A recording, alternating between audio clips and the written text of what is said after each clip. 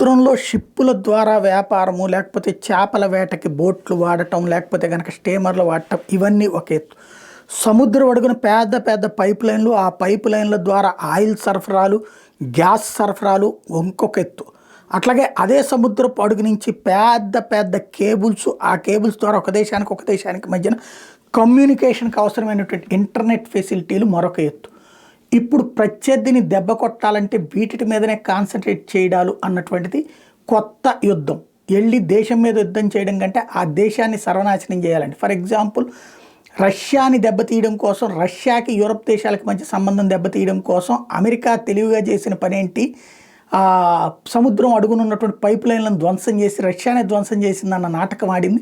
అది యూరప్ సమాజమే చేసింది, జర్మనీనే చేసింది అన్నటువంటి విషయం ఆ తర్వాత బయటపడింది. ఉక్రెయిన్, జర్మనీ కలిసి, పోలాండ్ కలిసి ఈ నాటకం ఆడారన్నటువంటి విషయం. బట్ ఈలోపు జరగాల్సిన డ్యామేజ్ జరిగింది, ప్రపంచం అంతా నడుస్తుంది. ఇప్పుడు అట్లాగే తైవాన్, చైనా మధ్యన అంతర్లీనంగా జరుగుతున్న యుద్ధం మధ్యలో వాళ్ళకి అడుగునున్నటువంటి కొన్ని పైప్ లైన్స్ కట్ అయినాయి, కొన్ని కేబుల్స్ కట్ అయినాయి. ఇప్పుడు దాని వెనకాల ఉన్న కారణం ఎవరు, ఏంటి అన్నటువంటిది పక్కన పెడితే ఇది ఒక సంక్షోభానికి కారణం కాబోతోంది.